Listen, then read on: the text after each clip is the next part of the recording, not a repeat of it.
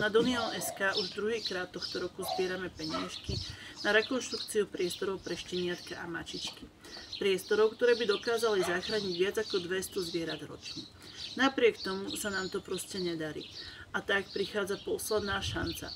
Požiadali sme Donio o to, aby našu zbierku predĺžili ešte o 21 dní. Ak sa nám to nepodarí do tej doby, bohužiaľ tohto roku budeme musieť projekt ukončiť.